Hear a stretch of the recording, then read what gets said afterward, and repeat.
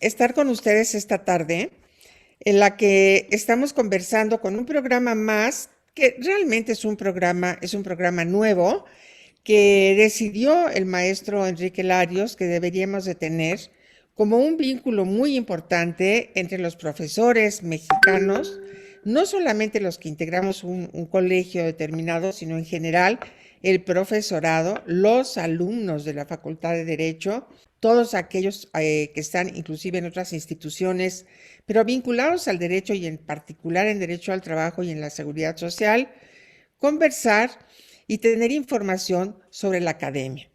El programa, como ustedes lo han notado, se llama La Academia y el Colegio, podemos decir el colegio y la academia, y nos estamos refiriendo a la Academia Iberoamericana de Derecho del Trabajo y Seguridad Social, integrada por 54 miembros de diferentes países de España y de América Latina, en la que se han congregado desde hace muchos años grupos por número, profesores dedicados a la investigación, dedicados al estudio, que han sido también unos litigantes famosos, afamados en materia laboral y en materia de seguridad social, y en la que siempre han estado interactuando con la Sociedad Internacional de Derecho del Trabajo, dígase la Organización Internacional de Trabajo, vinculadas también todas las academias, las sociedades, los colegios relacionados a esta hermosa materia de derecho del trabajo y la también hermosa materia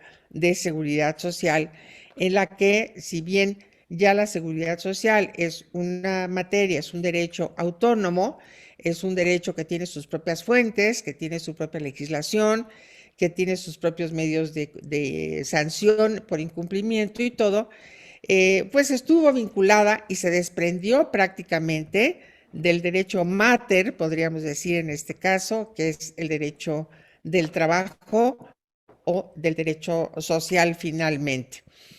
Son de los grupos de las materias que integran este gran apartado del derecho llamado derecho social, que cada vez se ha extendido más y más hacia el derecho privado y hacia el derecho público.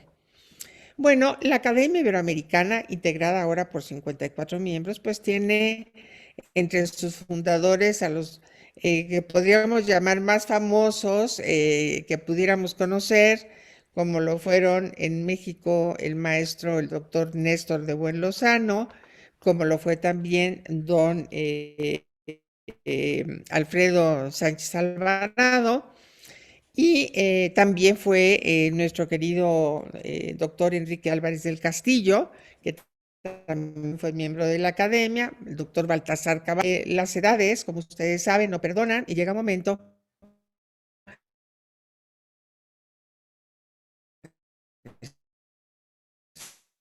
no por ello, se corta la memoria de los destacados que se encuentran de la Academia Iberoamericana de otros países. Podemos contar a Américo Copla, que es auténticamente una figura muy importante en la doctrina y en la teoría del derecho del trabajo, como también lo fue el doctor Mozart.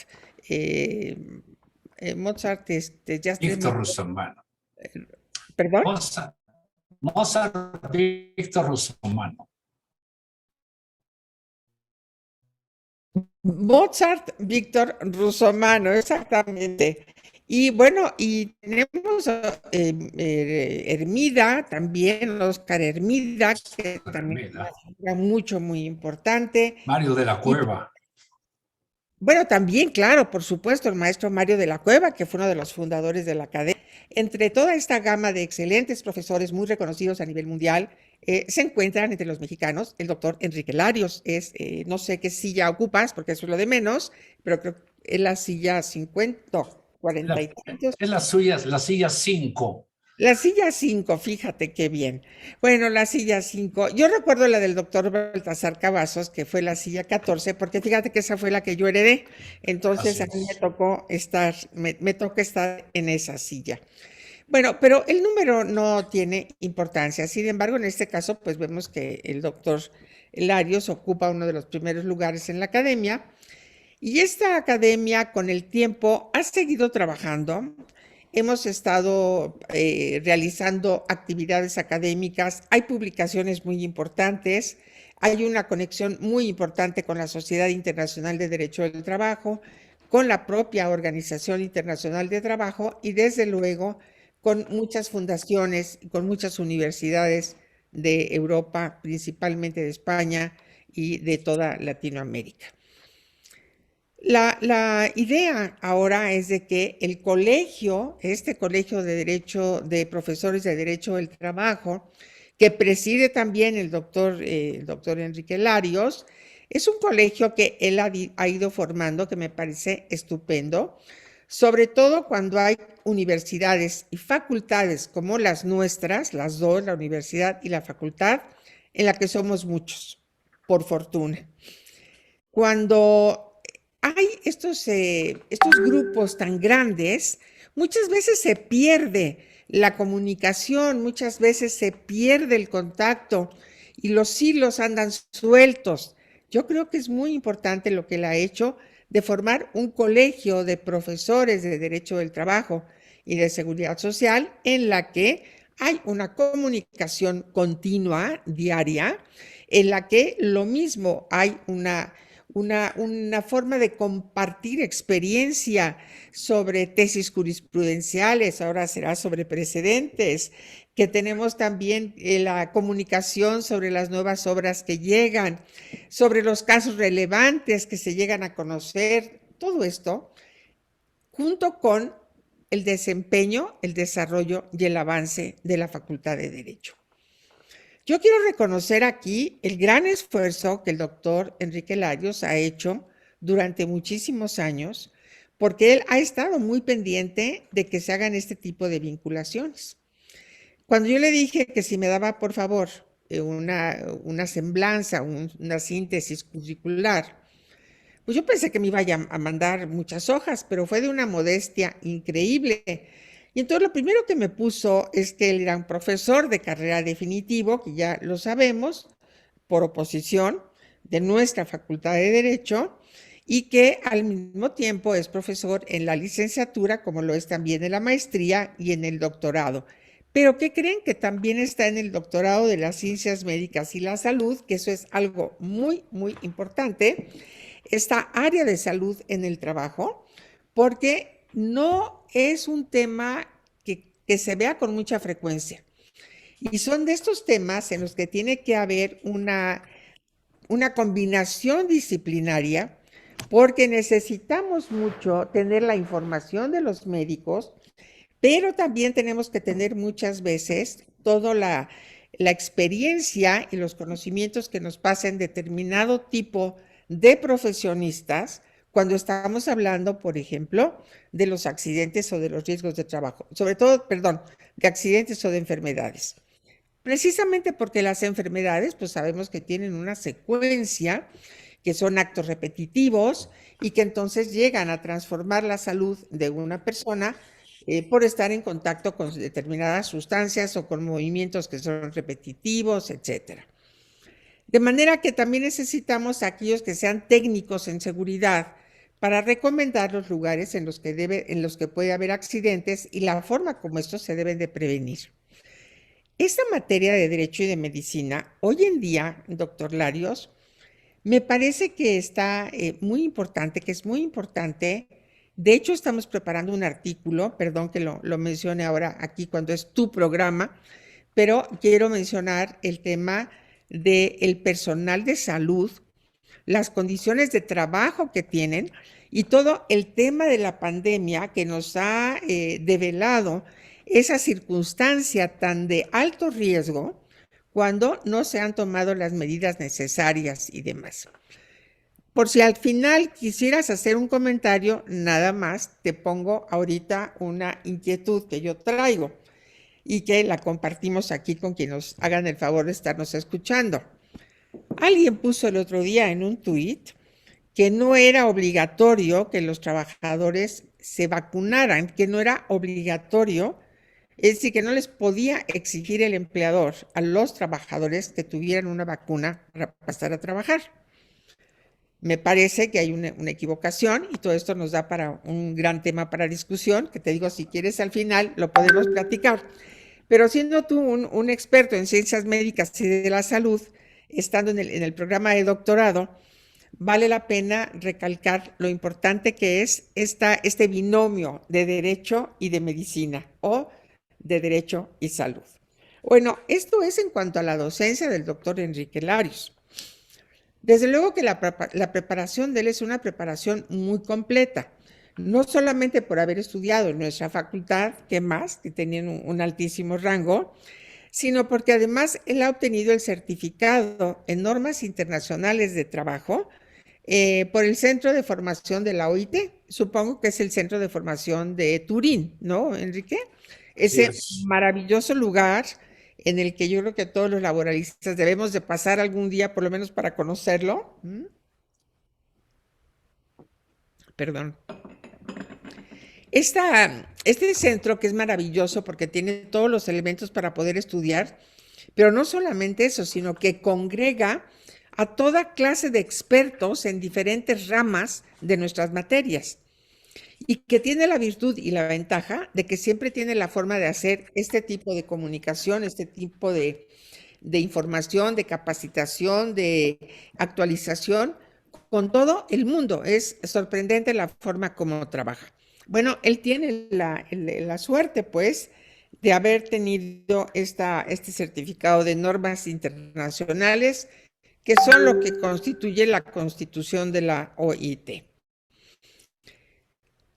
Ya decíamos también que él es un miembro destacadísimo de la Academia Iberoamericana y también que fue presidente de la Asociación Nacional de Abogados Democráticos, esta Asociación Nacional de Abogados, a la cual yo nunca he pertenecido, pero en la que hay muchos amigos y en las que reconozco un espíritu de lucha social muy importante. Aquí nos dice en su semblanza que él ha aportado definiciones laborales para el Diccionario Panhispánico del Español Jurídico, patrocinado por la Real Academia de la Lengua Española y el Consejo General del Poder Judicial en España.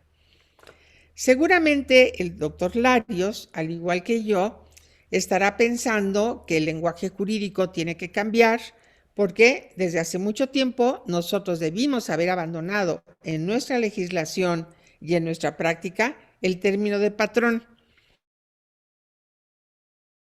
Les digo, pues patrón es el santo patrón de la iglesia, del pueblo. Patrón es, pues, el patroncito aquel que trabajaba con los peones. Ya seguramente estaremos también junto con el doctor Larios buscando la manera de modificar este lenguaje en que lamentablemente hasta ahora los legisladores no lo han querido hacer. El lenguaje incluyente o inclusivo. ¿Qué vamos a hacer con la ley? Yo no estoy de acuerdo en que se diga estudiante, estudianta y no sé, y estudiante. Estudiante, estudiante y estudiante. No estoy de acuerdo con esos cambios. Creo que la lengua debe de conservarse, una lengua tan bella como es la nuestra, debe de conservarse, pero que sí tenemos que hacer algunos ajustes y que sí tenemos que hablar en femenino y en masculino y que con eso debiéramos de dar por hecho que se incluye a todos los trabajadores y trabajadoras, a la clientela, para no decir clientes y clientas, a los proveedores y proveedoras, etcétera, y todo aquel manejo que se hace en una relación laboral que para además hoy con las plataformas vemos que se abre un mundo terrible de definiciones y de nombres que tenemos que traer a nuestro idioma jurídico, a nuestro idioma laboral, ¿no? Teletrabajador, por ejemplo, ¿no? El teletrabajador o la teletrabajadora. Pero bueno, de esta manera, personas como el doctor Larios precisamente son los que van con una linterna enorme anunciando, buscando los caminos por los cuales debemos de marchar. Por supuesto que el doctor Larios tiene obra, el doctor Larios tiene mucha obra, tiene muchísimos artículos publicados, ha sido coautor en el libro de juicios orales en materia laboral que es también, no sé, doctor Larios, cómo lo consideras, pero cuando nos están hablando de las grandes novedades del juicio laboral con su oralidad, yo digo, no, no, no, no, esto no es una novedad. La oralidad en materia laboral, en los juicios laborales, fue de toda la vida. En derecho mexicano así era. Lo que pasa es que lo que sí es novedad es como fuimos abandonando ese camino, nos fuimos olvidando del principio de la oralidad, nos fueron comiendo demasiados asuntos, una mala organización o una muy lenta resolución de problemas, etcétera, etcétera, ¿no? Podemos ahorita entrar a hacer todo ese análisis, pero que todo eso es lo que no nos, todo eso es lo que no nos permite en un momento pensar que la oralidad es nueva. Que se esté renovando, sí. Que se esté reiniciando, también. Y deseamos de verdad que esta oralidad permita que se cumpla con el principio de la celeridad. Esto es otra cosa. Ahora, la vasta experiencia del doctor Enrique Larios le ha ahora hecho miembro de estar en el Poder Judicial como un asesor honorífico para todo lo que ha sido la implementación de la reforma laboral. Y por supuesto que esta misma experiencia que él tiene y que ha sido dada a conocer y que se reconoce en los mundos de la autoridad y en los mundos del litigio, pues le ha valido, y que eso es una gran suerte, que dos de nuestros profesores de la Facultad de Derecho, él, el doctor Larios, y mencionó también a nuestro maestro Porfirio Marquet, director del Seminario de Derecho Laboral, que los hayan designado árbitros o expertos laboralistas para integrar en el momento en que se necesite los paneles de respuesta rápida en aquellos conflictos laborales que se den a la luz del TEMEC entre Estados Unidos y México. Es decir, no son los mismos negociadores, no son los mismos árbitros los que ven los asuntos que pudiera haber entre Canadá y Estados Unidos, ni tampoco los que fueran de Canadá con México, que los que son en este caso Estados Unidos y México. Y por supuesto, no sé a quienes hayan designado o si ustedes también vayan a ser árbitros en los conflictos derivados entre México y Canadá. Eso, si tú quieres, nos platicas al rato porque tienes muchísimas cosas que platicarnos. Y el otro tema que él nos menciona aquí es que es negociador del convenio marco de colaboración para la asistencia técnica laboral celebrado entre la Oficina de la OIT para México y Cuba con la CONATRIP, que agrupa a 32 poderes judiciales locales de esta República Mexicana. Esto es lo que el doctor Larios nos dijo. Lo que el doctor Larios no nos dijo, pues es que él se desempeña como un gran maestro, pero además como un gran coordinador de este colegio que preside y que además de todo ello es una persona con una gran actividad que refleja su sentimiento y su sensibilidad social, puesto que él ha creado una gran serie de programas de radio, no me acuerdo ahorita de los nombres, perdón, pero simplemente de la academia y del colegio, que es tan importante, y tiene también otros, como es el de Soy Yo, Trabajo, luego existo. Trabajo, luego existo. Soy, luego existo. Parodiando a Descartes. Sí, muy bien. Y eso es muy, muy importante también. Y además, y tiene otros tantos programas, tiene el programa también en seguridad social y tiene otros programas que lamentablemente el fallecimiento de nuestro querido profesor, su nombre... Álvaro Alquicira. Claro, sí, que acaba de fallecer y que ahora el programa lo tiene la maestra Zavala, ¿no? Bueno, eso quiere decir que es una persona con una gran fortaleza para aglutinar, para reforzar, para hacer que el derecho del trabajo en México sea reconocido, que tenga una gran divulgación en la que estamos luchando porque toda la información y la divulgación siempre se haga con un idioma que puedan entender y escuchar no solamente los alumnos del primer grado, que como quiera que sea, ya traen una formación desde los años anteriores de CCH, de bachillerato, etcétera, sino porque también necesitamos que un trabajador que tome una ley federal de trabajo entienda lo que dice un artículo determinado. Es muy bonito hablar con frases en latín. Es muy bello y nos refleja una cultura fantástica. Y no podemos negar nuestro origen romanista, del cual hoy tendríamos que decir que se ve ya también más influido con el tema del common law, ahora que ya tenemos los precedentes. Entonces ya vamos haciendo unas mezclas que lo exige la modernidad, lo exigen los cambios que están pasando en derecho, ¿no? Definitivamente. Pero el doctor Larios se ha dedicado mucho a organizar y coordinar diplomados. Tiene unas extraordinarias relaciones con organizaciones sindicales, empezando por las organizaciones de nuestra propia universidad, con el APAUNAM, por ejemplo. Y ha estado siempre interesado en la cordialidad, en la convivencia, en que podamos entendernos, en la que podamos platicar. Y todo esto con una gran transparencia. Todo esto de una manera, como se dice, las cuentas y las pláticas claras y entonces las amistades son largas.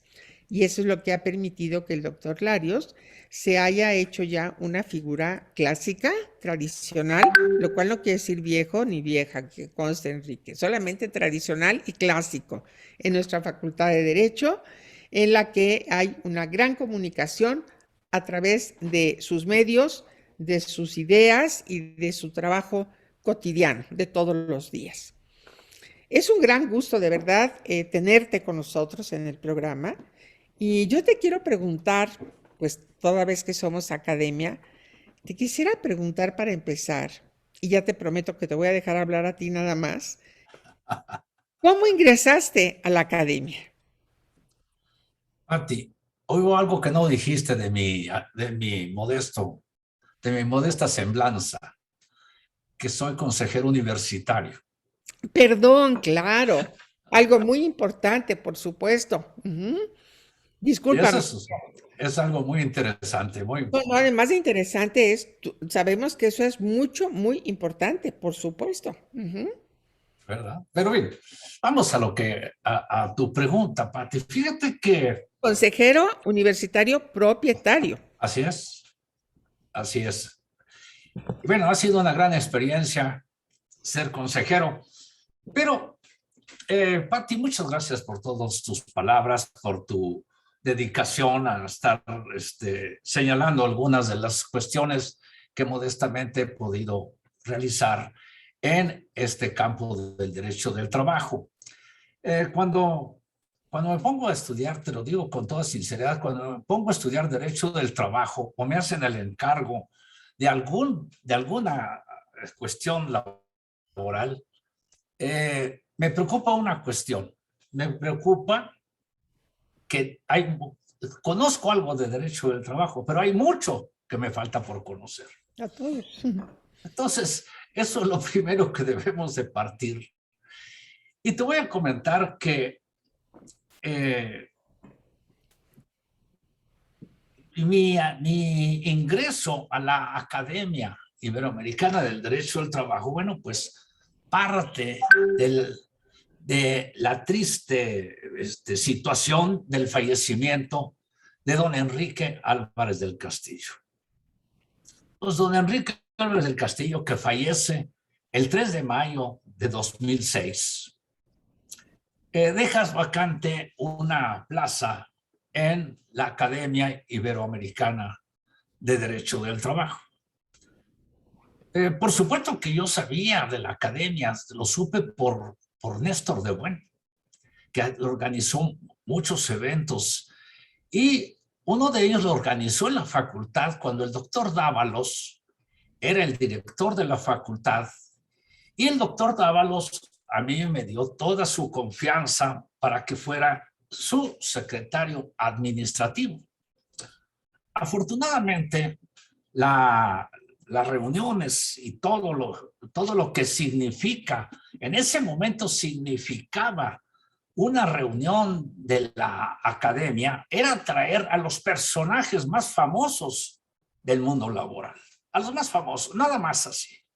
Vamos a decir por lo menos 10, ¿verdad? Por lo menos. Pero lógicamente que sí había grandes personajes. Recuerdo con mucho afecto que se hizo la publicación de las memorias de también. Se lo entregué al propio Néstor, le dije, Néstor, aquí tienes. Néstor, yo le entregué, no fue miembro no me dirigió la tesis, no fue miembro de mi sínodo, pero le entregué mi tesis profesional, que era los derechos sociales de los trabajadores bancarios. Y a Néstor de Buen tuve muchas palabras halagadoras de parte de Néstor de Buen a ese respecto. Y bueno, pues ahí conocí lo que era la Academia Iberoamericana del Derecho del Trabajo, pero también sabía la dimensión de los señores integrantes de la Academia. Así de que para mí, pues, ni siquiera aspirar a estar en la Academia, porque eran verdaderos monstruos del derecho del trabajo, las personalidades que llegaban, ¿verdad? Manuel Alonso Lea, por ejemplo, con quien tuve después una buena relación académica, el maestro Mozart, Víctor Russomano, Mario Pasco, Cosmópolis, y muy querido Óscar Hermida Uriarte, y todo así. Pero fueron todos ellos personajes que conocí. Uno de los antecedentes más interesantes que me haya pasado, Pati, fue que cuando yo estaba en mi primer año como profesor de Derecho Procesal del Trabajo en la facultad, recibí una invitación muy halagadora de Jorge Madrazo, de Derecho, un evento internacional de Derecho del Trabajo en el Instituto de Investigaciones Jurídicas. Jorge Madrazo, yo lo conocía, una persona muy fina en su trato conmigo, siempre fue muy atento y pues quizás no era merecedor de tanto afecto de parte de él, pero se agradece que le tengan a uno siempre un poquito o mucho de afecto, se agradece siempre. Y fue el que me envió la primera invitación para participar en un evento internacional. Pero pues yo recibí la carta. Le pregunté a Jorge Madrazo, oye, pero ¿con quién voy a estar? Y lo que me dijo fue, tú, éntrale. Prepara tu conferencia y entra. Ah, perfecto. Así le entramos. ¿Y cuál fue mi sorpresa? Me pusieron en una mesa. Imagínate, donde los dos ponentes principales eran Óscar Hermida Uriarte de Uruguay y Néstor de Buen de México. Bueno, indudablemente que para mí era un gran peso ver esta situación, pero bueno, hice un esfuerzo y traté de no hacer mal, sobre todo al instituto que me había hecho esa noble invitación. Y bueno, ahí conocí a Óscar Hermida, muy amable, muy atento, Néstor de Buen, que ya me conocía, y pues ahí comenzamos a hablar de cuestiones de derecho del trabajo con todo el peso que implica hablar de las cosas laborales. Entonces te decía que pasa el tiempo, yo me dedico a diferentes cuestiones, termina la del doctor Pepe Dávalos en la Facultad de Derecho. Yo me voy a poner mi despacho. No quise seguir el camino del servicio público. El maestro Dávalos me invitaba porque él fue su procurador en la Procuraduría General de la República. Me invitaba y le dije, no, maestro, me voy a poner mi despacho. Ese es mi camino y es una de las cosas en que no me arrepiento. Claro, sí hubo algún sentimiento del doctor Dávalos en ese sentido, ¿no? Porque me dio toda su confianza y traté de responder siempre a su confianza. Pero en ese camino, yo ya litigando y llevando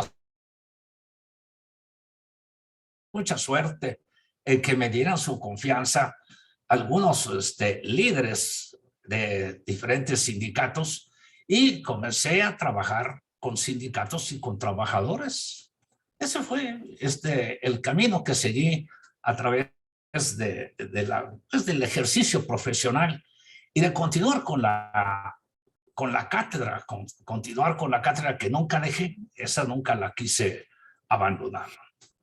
Pero sí pasa el tiempo y ya en el año de 2006 nos enteramos de la muerte de don Enrique Álvarez del Castillo. Pasa el tiempo y nadie ocupa la vacante. O sea, no se mueve nadie de los integrantes mexicanos no se mueven para integrar. Pero en un momento dado recibo una invitación de don Alfredo Sánchez Alvarado, al cual fíjate que fue mi sinodal en examen de oposición para ser profesor de asignatura. Pero en ese examen de asignatura estaba personas muy importantes también. Estaba Jorge Robaina, por ejemplo, Guillermo Jorge Robaina. Estaba Jorge Olvera Quintero, que fue mi profesor de Derecho del Trabajo. Estudié con él los 2 cursos y a quien quiero mucho, a don Jorge Olvera Quintero. Estuvo Néstor, Baltasar Cavazos, Jorge Garizurieta. Bueno, pues entonces, con este acontecimiento, me invita el maestro Alfredo Sánchez Alvarado y el maestro Dávalos a platicar. Y me dicen que si yo quiero ser miembro de la Academia Iberoamericana de Derecho del Trabajo. Pues les dije que para mí era un honor, sobre todo, y viniendo de ellos era un honor. Y dijeron, bueno, si estás de acuerdo, entonces seguimos adelante. La siguiente fue una plática con Baltasar Cavazos. Y Baltasar Cavazos también, muy afectuoso, muy cariñoso, me dijo, tú vas a ser miembro de la Academia Iberoamericana de Derecho del Trabajo. Pero el maestro Néstor de Buen no quiso dar su voto. Nunca les dio respuesta por qué sí o por qué no. A mí no me habló, no me dijo, simplemente dijo que no. Y Néstor era así. Néstor decía no, y no explicaba. Le preguntaba, incluso Baltasar Cavazos me comentaba, ya le pregunté que por qué no. Y no me dice nada. Bueno, maestro, yo no quiero que ustedes se vayan a enemizar. No. Estas cosas son así, me dijo. Bueno, total, como no hubo unanimidad entre los miembros mexicanos, entonces el asunto corrió por la cuenta internacional. Pero tuve la fortuna de que me propusieran en el ámbito internacional 2 personajes del derecho del trabajo. Uno también a quien le tengo mucho afecto, un recuerdo siempre con gusto, con ánimo, es el maestro Mozart Víctor Russomano. Sí, linda persona. Genial. El Que otro, también quería muchísimo a Pepe Dávalos, también quería no, no, muchísimo al no. doctor. Indudablemente te comenté que eh, cuando Pepe Dávalos era director de la facultad, me dio mucha confianza. Bueno, pues eso fue una puerta muy grande para poder conocer estos personajes ahí.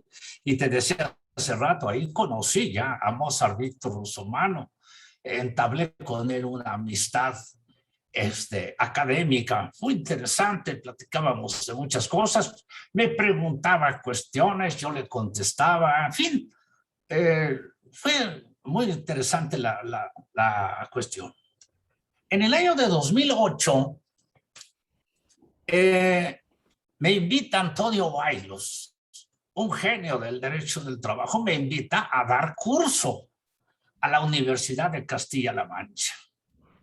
Y me Ah, sí, dice, ven a dar curso aquí. simpático, además. No, simpatiquísimo. Hablado y demás, todo, todo. Tiene muchas características Antonio Bailos, pero Antonio Bailos me hace la invitación para ir a España. Y bueno, tú sabes que ese curso de enero, de los primeros días de enero de cada año, bueno, pues es un curso muy importante donde va gente de diferentes países, sobre todo muchos latinoamericanos. Ujú. Y es un punto de encuentro en la Universidad de Castilla-La Mancha. Y él y Joaquín Aparicio son dos personajes espléndidos y que conmigo siempre me han demostrado un afecto al cual yo correspondo con todo lo que yo puedo corresponder con ellos. Pero me encuentro ahí también con Oscar Hermida. Entonces, las dos personas invitadas para ese curso desde el extranjero, Oscar Hermida, y me distinguen a mí con esa invitación. Traté también de hacer un papel, pues, decoroso dentro del contexto de tener ponentes como Joaquín Aparicio, que es un excelente, Joaquín Pérez Rey, que ahora es ministro del Trabajo en España. Y también con el que tengo una muy buena amistad con Joaquín. Les decía yo, Joaquín, el joven, le decía, entonces me decía Joaquín, entonces yo soy el viejo, no, tú eres el maduro. Claro. Entonces, bueno, pues ese año de 2008 me proponen, después de regresar de España, me propone Mozart Víctor Russomano para para la Academia Iberoamericana de Derecho al Trabajo. Ya había pasado un buen tiempo, estaba una silla vacante, la de don Enrique Álvarez del Castillo, me proponen, Mozart Víctor Russomano me propone junto con Lupo Hernández Rueda, De otro espléndido dominicano, Dominica. poeta, bueno, y también lo conocía a Lupo Hernández Rueda. Bueno, Lupo Hernández Rueda me mandó una comunicación muy afectuosa, que estaba dándome todo su apoyo y que sería. Bueno, ya casi a finales de 2000, por agosto de 2008, más o menos, recibo una comunicación de Mario Pasco Cosmópolis, secretario del Trabajo del Perú. De Perú. Y pues diciéndome que después de que se habían hecho las votaciones, se habían ya recogido el sentido de todos, él me notificaba que yo ocuparía la silla número 5 de la Academia Iberoamericana de Derecho al Trabajo y que tendría que presentar un trabajo sobre la vida de Enrique Álvarez del Castillo y a que hablara yo de un tema que yo quisiera, pero que hablara de un tema. Ese tema, hice el trabajo, los que se me pidió, se lo mandé a Mario Pasco Cosmópolis como presidente de la academia. Le dije, maestro, aquí está, lo remití.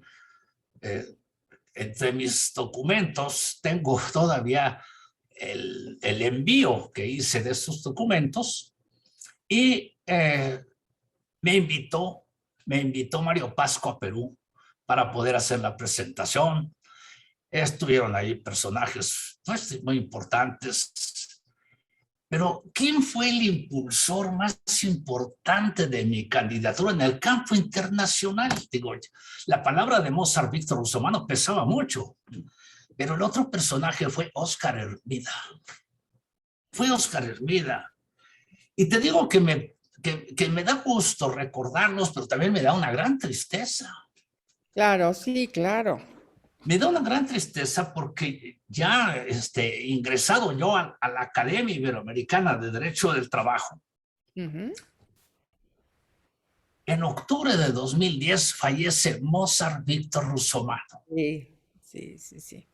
Es una tristeza muy grande. Créeme que me dolió tremendamente. Me duelen todos los compañeros. Era todo un caballero, como casi todos, pero era todo un caballero, todo un caballero. Y sabes, Un personaje.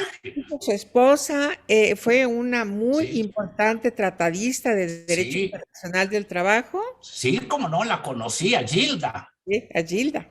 A Gilda la conocí, cómo no. Y también fue muy afectuosa. Ujú. Tuve una invitación también muy honrosa de Mozart Víctor Russomano. Tuve varias invitaciones, estuve en Río Grande do Sul, en Brasilia, y una en la que cuando llegué al aeropuerto, a mí me mandó la invitación Mozart Víctor Russomano. Yo le dije que estaba encantado de ir con él. Cuando estoy en el aeropuerto, mi compañero de vuelo era Néstor de Buen. Y bueno, pues fuimos muy contentos. Estuvimos en Manaus. Fuimos los únicos que bajaron del avión porque el avión bajó en Manaus. Bajamos los dos y el avión volvió a subir porque tenía que llegar a Brasilia o a Río de Janeiro, me parece. A Río de Janeiro. Entonces, cuando llegamos, estuvimos una reunión importante. Allí una de las cosas interesantes es que cuando nos dijo el maestro Russomano que ya estábamos en el centro de convenciones, pues el centro de convenciones tenía más de 4,000 personas para escuchar cosas de derecho del trabajo. Decía yo, bueno, traeré cosas interesantes como para todas estas personas. Era mi preocupación. Claro. Pero fue una gran distinción, Pati. Claro, claro, por supuesto, evidentemente, ¿no? Y mira, lo que ha de haber pasado es que al principio no prosperó tal vez tu candidatura porque en los estatutos está señalado que no lo deben de proponer los nacionales, sino que deben de ser propuestos por compañeros de otros países. Entonces, a lo mejor por ahí, pero bueno, al final de cuentas, te tenían en mente y tú tenías que haber sido, por supuesto. Me pareció que en ese momento, si había unanimidad en el país, creo que esa era la regla, ¿eh? Sí. No lo tengo No, claro. sí, así es, sí. Una vez que hay alguna propuesta, se les consulta a los mexicanos. Claro. Igual puedes decir no, que sí, en fin. Bueno, lo importante es que tú ocupas la silla número 5. Así es. Del queridísimo también doctor, mi paisano de Jalisco, porque acuérdate que yo tengo 2 nacionalidades regionales. Nací en Jalisco, pero luego por adopción soy poblana, ¿no? Me jalaron las nacionalidades de mis hijos, digo yo. Bueno, qué bueno. La verdad, mira que ha sido una vida muy fructífera y todo esto nos ha permitido convivir, que ahora debe de facilitarse más, con todos los profesores extranjeros con los que podemos intercambiar opiniones. Y si, por ejemplo, hoy Cristina Magarelli me llama y me invita, oye, dame una clase tal día, tal hora, sí, una clase común y corriente, ¿no? Y entonces doy una clase, Isla Decana ahorita de la Facultad de la República. En Uruguay, en la Universidad de la República. Y entonces tenemos esta gran facilidad, y ahora que con la pandemia no descubrimos porque ya existía, pero que conseguimos finalmente acostumbrarnos a usar más este sistema que estamos teniendo ahora tú y yo también, Pues ha sido maravilloso para que podamos intercambiar opiniones y podamos estudiar más Claro, el derecho comparado del trabajo, ¿no? claro, claro, claro. Te decía que el otro gran dolor que me pasó, ya había sido yo invitado varias veces por Oscar Hermida a Uruguay, eh, pero yo fui invitado aproximadamente como por el mes de marzo o febrero, por así, del año 2011. Regresé, lo vi, comimos juntos, hablamos por teléfono con un amigo mutuo, y platicamos. Pero lo grave fue que el 7 de junio de ese año 2011 falleció Oscar Hermida. Así es, Entonces, así es. entonces fíjate que son acontecimientos tristes, pero que van formando también el criterio de uno. Mira, yo digo que van formando criterio y que también son peldaños que hemos ido Así es, subiendo a la construcción de una doctrina, de una teoría de derecho del trabajo. Es así decir, es. profesores tan ilustres como a lo mejor un día te mencionarán y mencionarán a Oscar Hermida y a Rusomano, los van a mencionar como a Mario de la Cueva y como, son los grandes, como Planiol, como Bonecas de la época civilista, ¿no? No aspiro a tanto, no aspiro a No, tanto. no, claro que sí, no, por supuesto, el ser humano tiene que No, aspirar a lo más que se pueda, por supuesto. Lo importante de todo esto, Enrique, es que esa experiencia tú la has traído a los alumnos, la has traído a la enseñanza. Y eso tiene un valor muy importante. Eso es un valor de oro molido, porque los jóvenes, que no todos tienen la oportunidad de salir y de entender y de conocer, pueden abrevar de criterios que se han ido formando como se ha formado el tuyo, con las experiencias personales, pero que también con las experiencias de grandes juristas. Entonces, a mí me parece que la labor que tú has hecho es mucho, muy importante. Y este interés tuyo en de verdad hacer una muy buena divulgación, de hacer todo este tipo de organizaciones en las que nos permite platicar, darnos a conocer y todo, pues permite además también esa confianza de amigos, no solamente de conocerte por el libro, de conocerte por el artículo que escribiste, sino verdaderamente el de poder compartir criterios y el de poderlos discutir cuando no estás de acuerdo, claro, para llegar a decisiones amigables, amistosas, que esa es la manera como debiéramos también de trabajar en los tribunales, ¿verdad? Amistosamente. claro.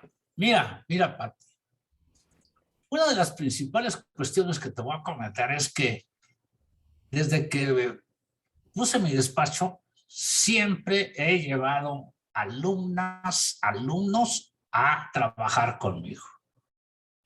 Y hoy ocupan cargos importantes.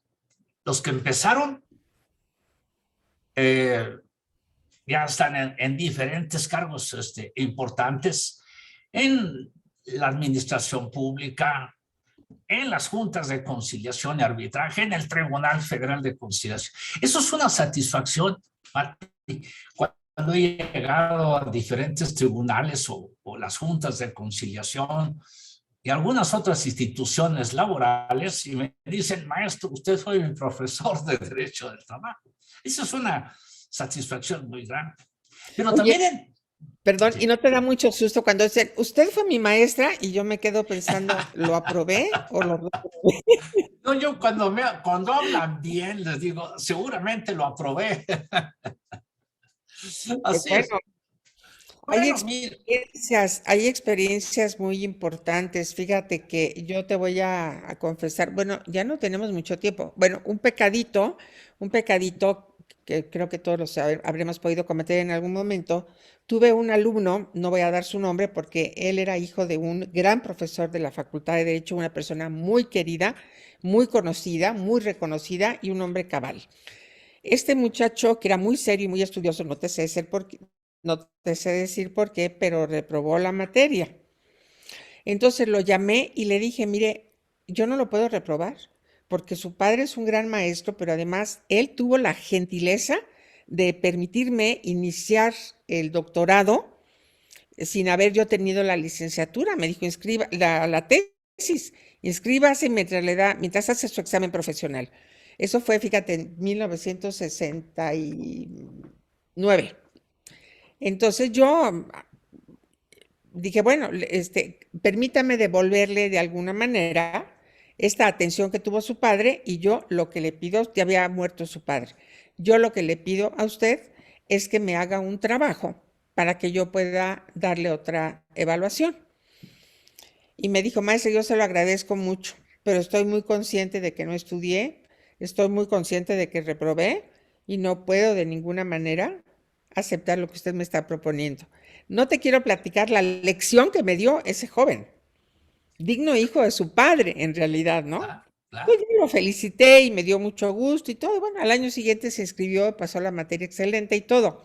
Pero sí son temas muy, muy interesantes cuando uno ve a un alumno que, aunque había estado yendo a clase permanentemente, pues no había logrado pasar.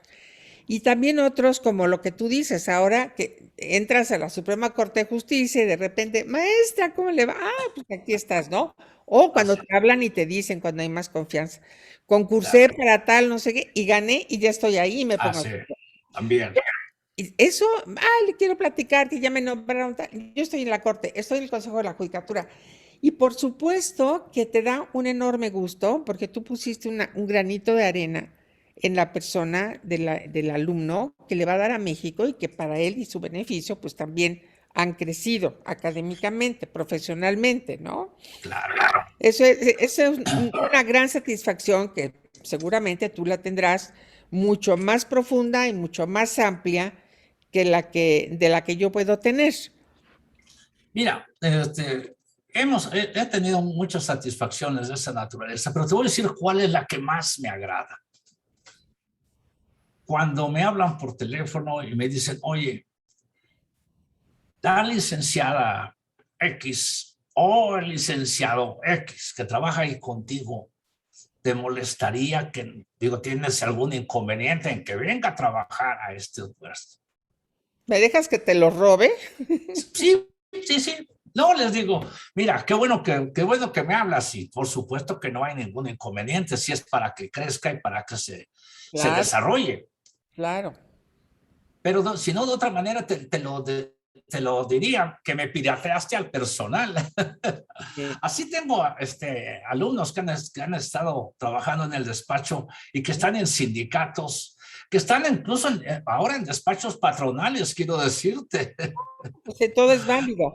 Yo ¿Eh? recuerdo también a la ministra, ahora en retiro, Margarita Luna, pero cuando estaba como ministra, me dice un día fue al Instituto de Investigaciones Jurídicas para dar alguna conferencia y a la salida me dice, oye, Pati, te quiero platicar que te voy a robar a Paulina, que era mi becaria y que Ah, estaba conmigo ahí de asistente y había sido mi alumna en la Panamericana, por cierto, no había sido alumna de la facultad. Y le dije, Margarita, me la vas a robar solamente porque eres tú, porque si no, no lo permitiría. Te está molestando algo en los en el ojos. ojo, sí, sí, sí, Ah, traigo algo. qué pena. Pues No, casi que nos va a acabar ya el tiempo, fíjate, nos queda poquitito. muy No, poquitito. qué pena. Si quieres cerrar los Mira, ojos, ya sabemos que no estás dormido. no, mira, te quiero agradecer la invitación. Ujú. Quiero agradecerle a Patti públicamente varias cosas. Una, primero me invitó y yo le dije que primero el doctor Dávalos, ¿o no es cierto? El doctor Así es, así Dávalos es. no va a estar aquí en el programa porque a esa hora tiene clase, pero va a Exacto. estar en el programa de radio, Trabajo Luego Existo, Ujú. porque el maestro Dávalos me habló muy preocupado, y muy preocupado contigo, muy Ay, preocupado no, conmigo. Le dije, maestro, no se apure, no. vamos a hacerlo a la hora que usted pueda y a la hora que usted quiera. Uno. Sí. Dos, quiero expresar que en el colegio lo que siempre he tratado de hacer es respetar todas las tendencias y no imponer mi tendencia. Hay abogados que tienen un criterio patronal y lo respeto. Porque además, Claro. fíjate que he tenido el afecto y el cariño de abogados patronales como Jorge Garizurieta. Ujú, ujú. Jorge Garizurieta, te puedo decir que me quiso mucho. Otro personaje, Baltasar Cavazos, también Sí, encantado. era muy afectuoso conmigo. Y me tocó Sí. sustituirlo en el Colegio de Profesores de Derecho del Trabajo. No no darle publicidad a mis criterios, sino respetar los criterios de todos. Por Naturalmente. Sí, supuesto, no puede uno, como dicen, no puede uno negar la cruz de su parroquia. no, no, no, no, por supuesto. Pero, La verdad es que sí. pero te agradezco mucho, te No, al agradezco contrario. que me hayas invitado, uno, y te agradezco que tú conduzcas este espacio. Es una serie de programas que el Colegio de Profesores de Derecho del Trabajo tiene 8 series. Y No, tú pues lo que te conduces digo, es lo que te esta digo, que y la... eres, ¿qué te voy a decir? Trabajas, no sé cómo le haces para organizar tanto.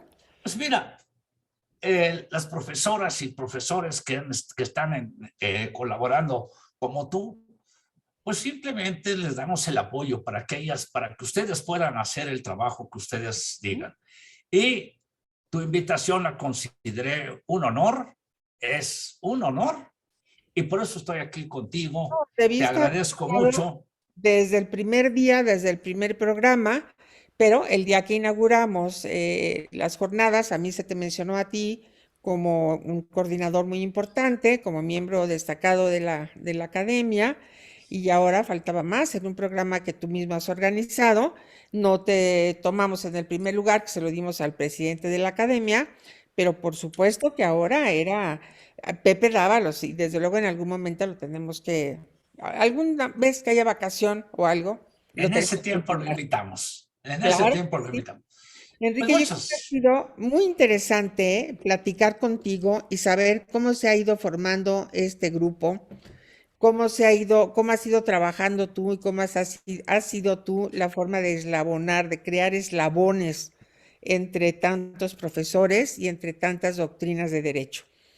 Yo creo que el esfuerzo que hagamos por dar la información y por propagar ideas y por hacer la unión nos permitirá a todos entendernos mejor en todos aquellos criterios que luego legalmente tenemos que poner a consideración con grandes disputas a veces por los intereses que defendemos o por la ideología. Así Yo es. estoy muy contenta y te agradezco mucho la invitación que siempre me has hecho para estos programas. Lamentablemente no me enteré ayer del programa de este joven profesor Miguel Pastrana, que es un excelente profesor. Me da mucho gusto que lo hayas invitado a los jóvenes que se destaquen también por su trabajo. Tienen que trabajar, hay que aventarlos al ruedo. Claro, claro, claro que sí. Así es. Muchas gracias a todo el equipo que nos apoya con este programa. Muchas gracias a la Facultad de Derecho, sí, al auditorio. Y dígame, sí. Nada más quiero mandar un saludo muy afectuoso a todos los integrantes de la Academia Iberoamericana de Derecho del Trabajo y la Seguridad Social. Para mí es un honor poder compartir con tantas personalidades de los países de Iberoamérica. Muchas Claro. gracias, Pati. Dentro de unos días tenemos una reunión en Brasil, ya les vamos a dar la información correspondiente. Al contrario, muchas gracias a ti. Qué lástima que se acabó el tiempo. Pero bueno, así es esto, ¿eh? Dicen que de lo poco bueno. Muchas gracias a todo el Chao, equipo. Hasta chao. luego. Chao.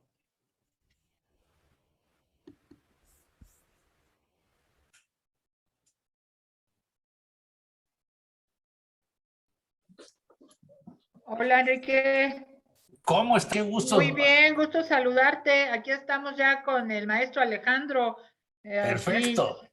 a unos minutos de comenzar y por el honor que siempre me haces de poder participar en estos programas y la confianza te agradezco en el alma. Todo lo contrario, el honor me lo haces tú a mí. Nah, pues ya sabes que ¿Eh? eres un querido y admirado, lo Te sabes. mando un fuerte abrazo, Katy.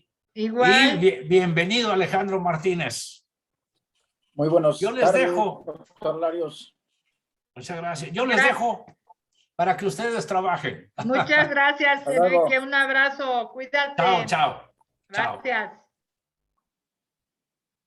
Pues yo creo que están por anunciarnos, parece que nos anuncian y ya entramos.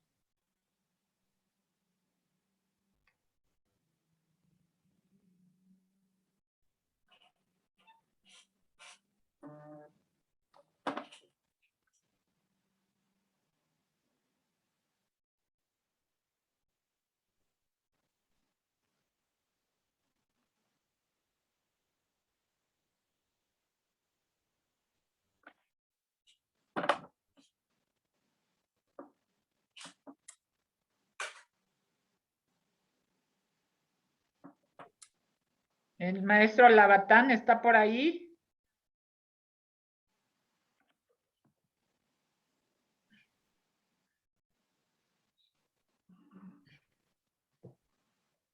Buenas tardes, doctora. Buenas tardes, maestro Alejandro. Un placer estar aquí con ustedes.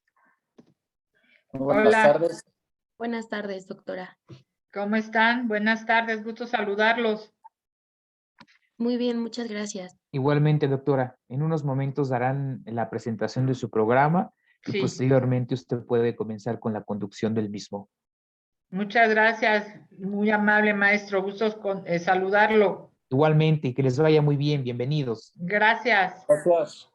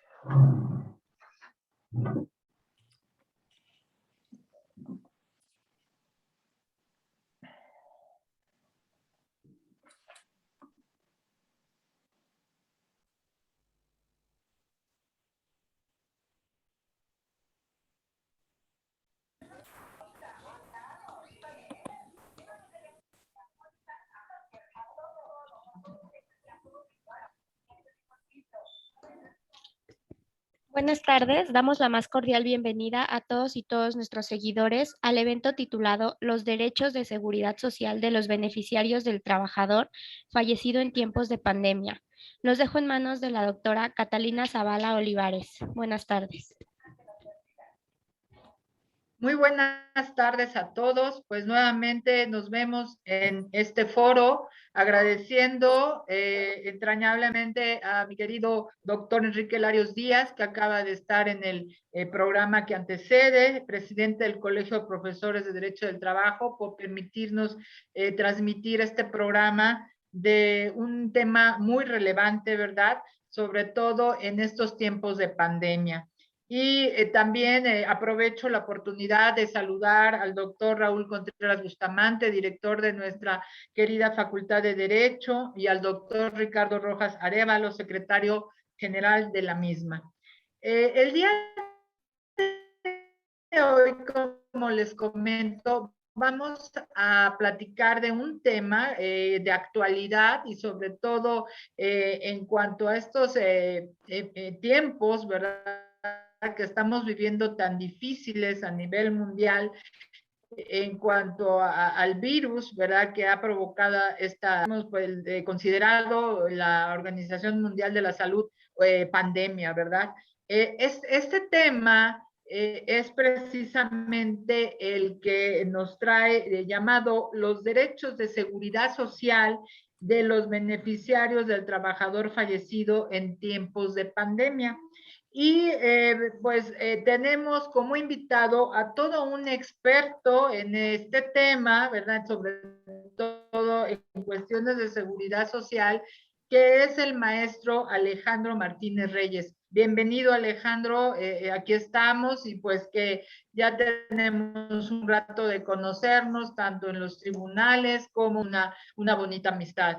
Me voy a permitir leer algunos aspectos de la síntesis curricular del maestro Alejandro, que tiene una experiencia vasta en estos temas, pero brevemente les leeré esta síntesis.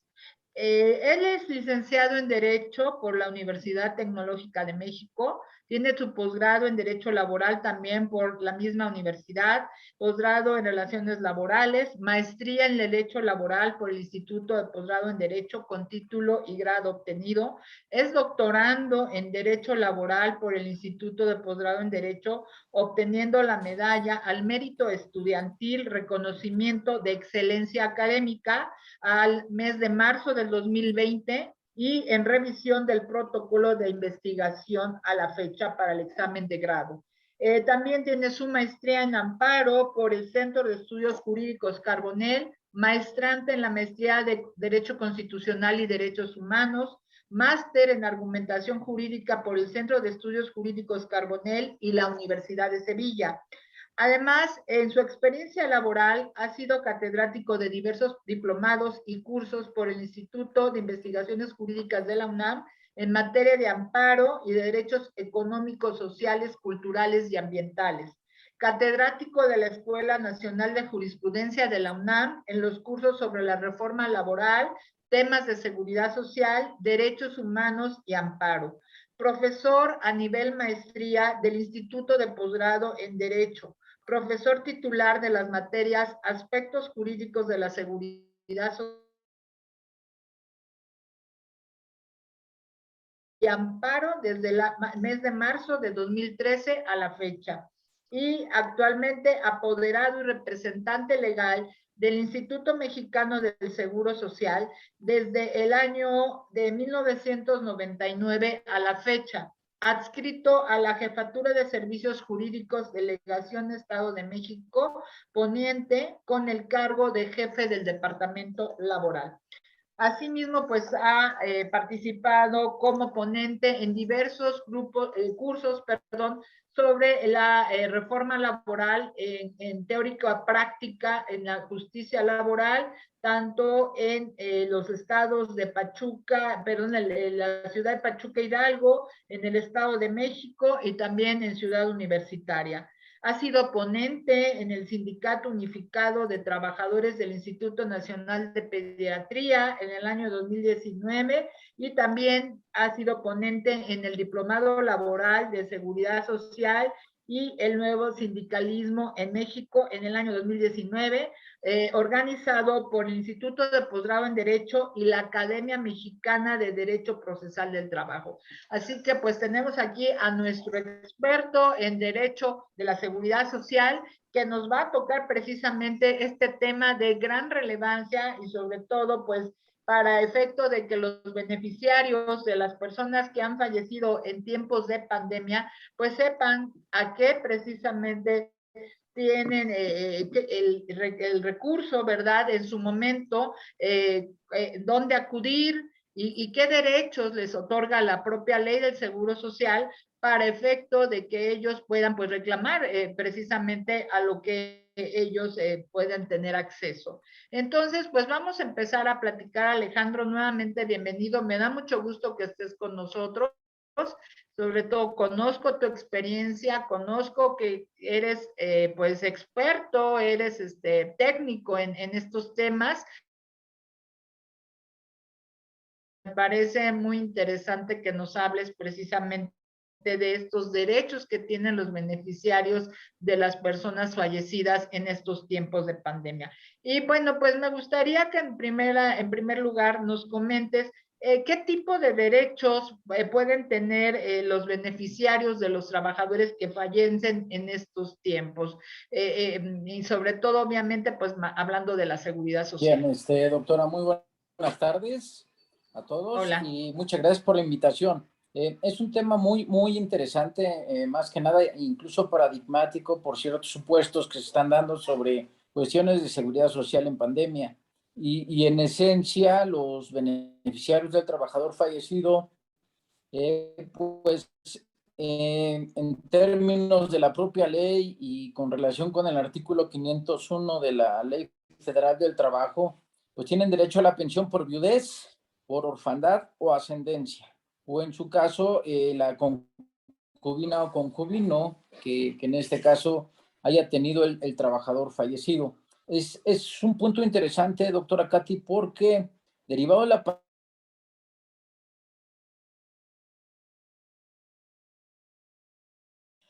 la pensión por viudez y orfandad es incompatible con la pensión por ascendencia. Es incompatible, pero derivado de estas condiciones que se están generando por la pandemia, está surgiendo el problema, ¿no? De que en este caso los padres del trabajador fallecido muchas veces se van a hacer cargo de los hijos del trabajador fallecido y hay incompatibilidad en esas pensiones. Es ahí un poco donde va a entrar las cuestiones académicas que se han visto en relación a los derechos humanos, en relación a principios constitucionales y en cierta forma también la aplicación del control de convencionalidad. Es un tema muy amplio y ahorita ya se están haciendo ciertos precedentes con relación a eso, con relación a eso. En varios estados de la República ya se están empezando a mover cuestiones de constitucionalidad para efecto de establecer precisamente esa incompatibilidad como una discriminación no justificada que se desprende de la misma ley. Y en esencia, doctora, pues las pensiones, viudez, orfandad y ascendencia.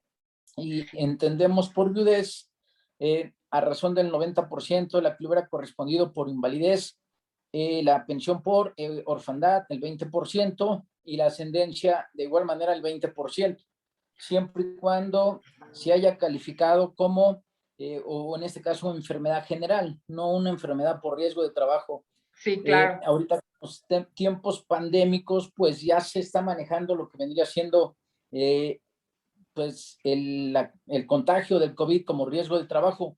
Y bueno, es un tema muy paradigmático porque a lo mejor para muchos es benéfico, para muchos no. En la práctica yo les puedo decir, y sobre la marcha y sobre la plática, que no es benéfico. El único beneficio que pudiese generarse, pues a lo mejor es en relación al pago de cuotas obrero-patronales y en beneficio del seguro social, pero los beneficiarios del trabajador fallecido como tal no les condiciona ningún beneficio. Ahora, Alejandro, entonces tenemos que entender que los derechos de los beneficiarios se convierten en su momento en pensiones, ¿no? Porque esos son sus derechos. En el momento en que el trabajador fallece es cuando nacen esas pensiones, porque bueno, muchas veces las personas me he encontrado en la calle, en la práctica, que comentan que las pensiones, cuando una persona fallece y es pensionada, pues los beneficiarios las heredan. Y eso pues es una gran mentira, ¿no? Esas pensiones no se heredan. Nacen los derechos de los beneficiarios una vez que la persona fallece, ¿no? Y por lo tanto, entonces podemos decir, nos hablas de viudez, de orfandad y de ascendencia. ¿Nos puedes explicar un poco más quiénes son las personas hablando de viudez, son mujeres o hombres, viudos o viudas, o nada más las mujeres, los huérfanos, si tienen, pues qué requisitos necesitan, y así también los ascendientes, independientemente. Yo sé que tienes mucho conocimiento en esto y precisamente por esas incongruencias que tú nos dices, por la práctica misma que has ejercitado, pero sí me gustaría para nuestra comunidad universitaria y el público que nos escucha, pues que nos explicaras precisamente quiénes son los ascendientes, para que vayamos aclarando poco a poco por qué esta cuestión de contradicción, como bien dices, si fallece un beneficiario, un derechohabiente, sus hijos se quedan huérfanos y quedan a cargo de los abuelos, ¿no? Que sería en un momento dado los responsables de sus hijos. Pero ¿nos podrías explicar, por favor, Sí, Alejandro? sí, doctora. En este caso, la pensión por viudez le corresponde a la esposa o al esposo del trabajador fallecido.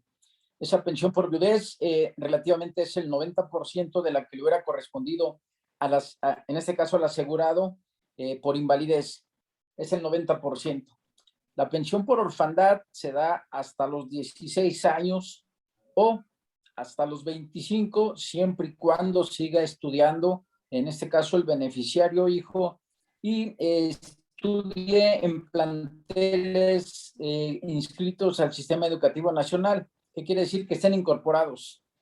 Por lo que respecta a los padres, es algo muy interesante, porque ya trae otros derechos implícitos, pero le corresponde el 20% a los padres. Y aquí lo interesante, doctora, es que la pensión por ascendencia, si existe viudez, es incompatible la ascendencia. Ahí, No tienen derecho los padres. Cuando existe viudez y orfandad, no tienen derecho los padres a la pensión y por ese orden de ascendencia. prelación, ¿en dónde se encuentra plasmado? ¿En la ley del Seguro Social, en la ley federal del trabajo o en las dos?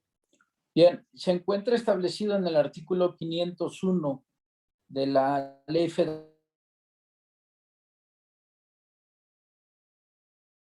Claro, entonces en la ley del Seguro Social solamente vienen consagradas los derechos para las pensiones, ¿no? Así quiero entender, pero respecto de los beneficiarios legales están en el artículo 501 de manera supletoria. Y precisamente hablando de las pensiones y en la ley del Seguro Social, pues sabemos que estos derivan del seguro de vida, ¿verdad? Que establece en el artículo 127 de la ley del Seguro Social.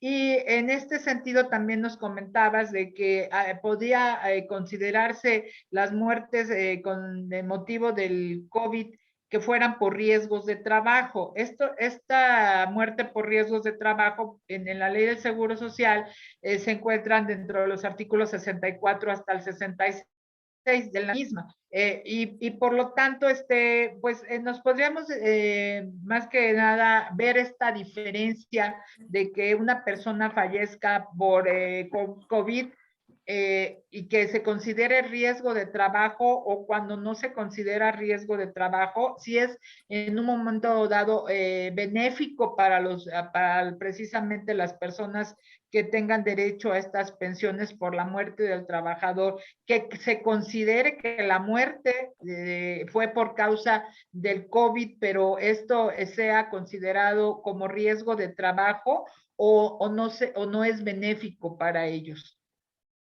Bien, es algo interesante, derivado de que al inicio de la pandemia se estableció lo que eran empresas esenciales y empresas no esenciales. Es de donde se empieza a clasificar si la enfermedad que se adquiere por el contagio del COVID se va a considerar como de riesgo de trabajo. Bien, en la actualidad, yo en representación del Seguro Social le puedo decir que han llegado infinidad de demandas donde precisamente buscan la calificación en ese caso del padecimiento que se adquirió de manera específica el COVID, buscan que sea reconocido como riesgo de trabajo, como tal. Pero aquí viene lo interesante, la actividad u objeto comercial de la empresa en la cual prestaban sus servicios no es considerada durante el periodo en el cual falleció como una empresa esencial. Y de entrada, pues se considera que no se puede considerar como un riesgo de trabajo. Ese es un que tuviera supuesto. una actividad esencial. ¿Y este supuesto es benéfico o no lo es? No, no es benéfico y les voy a decir por qué. Porque si se hubiera considerado como muerte por riesgo de trabajo, una vez que se determina, en este caso, la muerte del 100% del salario, se le toma el 70%. Y a ese 70% del salario se le calcularía lo que vendría siendo el 40% en términos del artículo 71, segundo párrafo de la ley del Seguro Social. Pero ahora, ¿qué pasaría si no es considerada como riesgo de trabajo? A la pensión que le hubiera correspondido por invalidez se le calcula el 90%. He tenido en este caso ya ciertos precedentes en el nuevo sistema de justicia laboral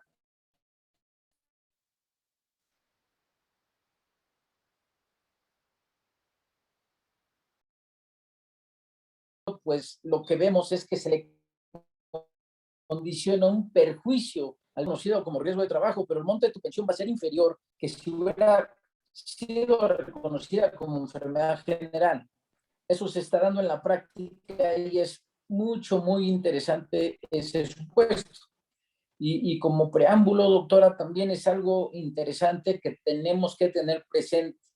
Ahorita estamos en el sistema de que manejamos tanto la ley del 73 como la ley del 97. Muchos Hablando de la ley del trabajadores Seguro Social, confunden. ¿no? Hablando de la Así ley del es, Seguro Social, de la ley así del es, 73 y después el 97, así son es, dos sistemas así diferentes. es. Bien, Ajá. yo para nuestros, en este caso para los compañeros estudiantes que nos escuchan y al público, les puedo decir que tienen que consultar una contradicción de tesis, que es la IUS Registro 2002-056. Esa contradicción de tesis nos establece la diferencia entre la nueva y la vieja ley del Seguro Social, porque no sabemos muchas veces diferenciar ese supuesto y se confunden, existe mucha confusión. Y en la práctica yo les diría, sería lo primero que hay que ver, si es nueva o vieja ley. Si es nueva ley, yo les diría, tendríamos que dominar y manejar los supuestos que se desprenden del artículo 127 de la ley del Seguro Social, para efecto de el pago de la pensión a los beneficiarios del trabajador fallecido por parte de las aseguradoras, que son en este caso, las que van a pagar la renta vitalicia que pudiese corresponderle a los beneficiarios. Y a su vez, de cuestión diversa, en términos de la ley 73, quien pagaría la pensión sería el Seguro Social. Y en este supuesto, de manera específica, yo les diría, en la práctica no conviene que sea reconocido como riesgo de trabajo, en este caso el padecimiento.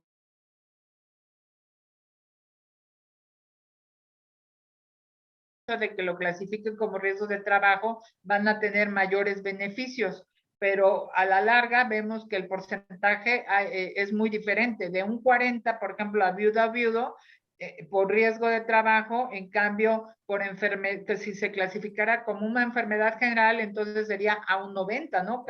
Un Duplica 90%. un 90%. Entonces, definitivamente no conviene que se clasifique como una enfermedad de trabajo. Y Alejandro, ¿consideras que si se debe de otorgar esta pensión si el trabajador se encontraba en semanas de recuperación? ¿Se debería de otorgar esta pensión?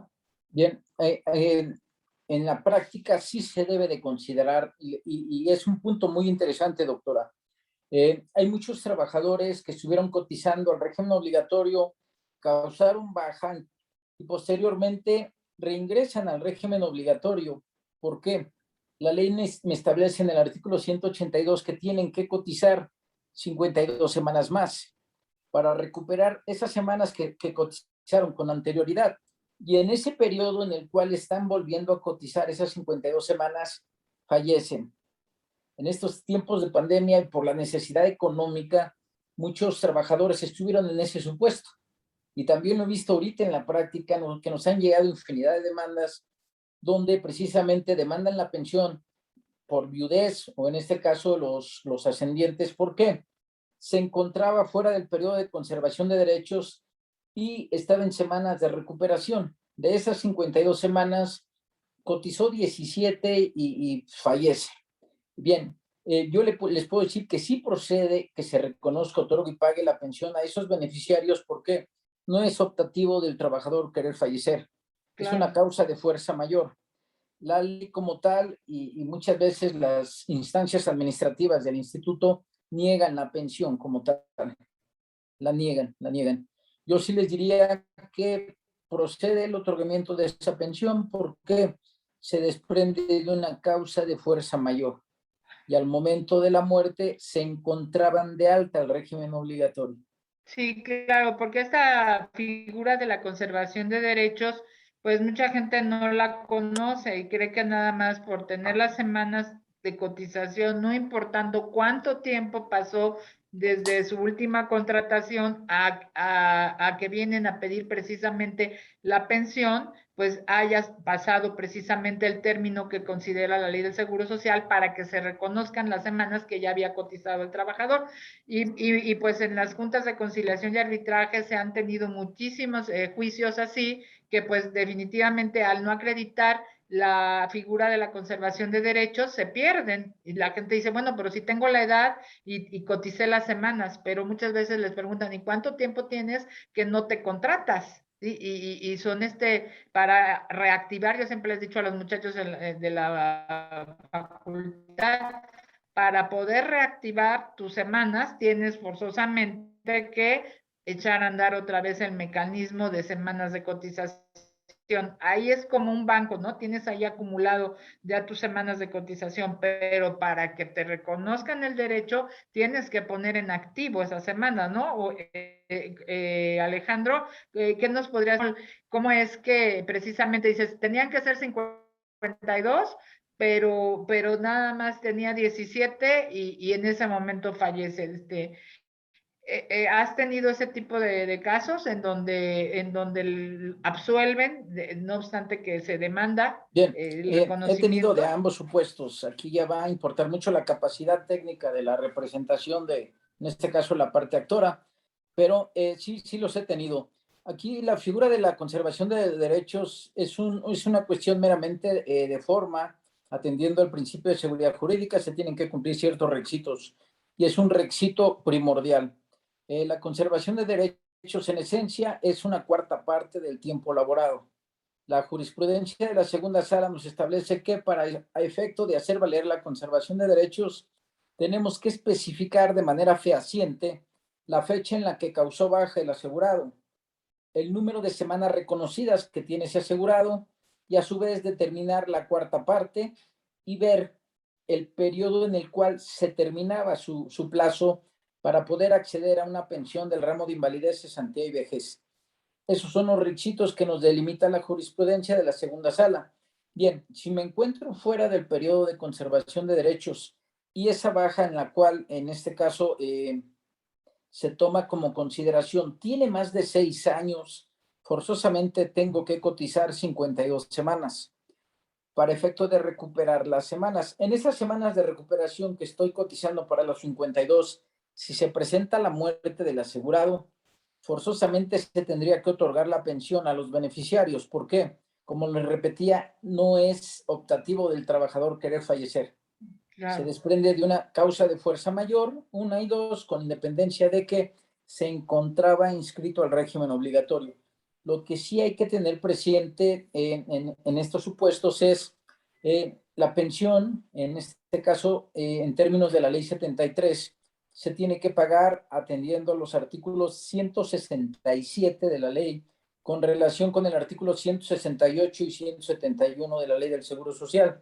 ¿Por qué? No es el salario promedio de las 52 semanas, sino es el salario promedio de las 250 semanas. Es algo que debemos de tener presente y de manera específica, la pensión por viudez no puede ser inferior al salario mínimo, en términos del artículo 168 de la Ley del Seguro Social.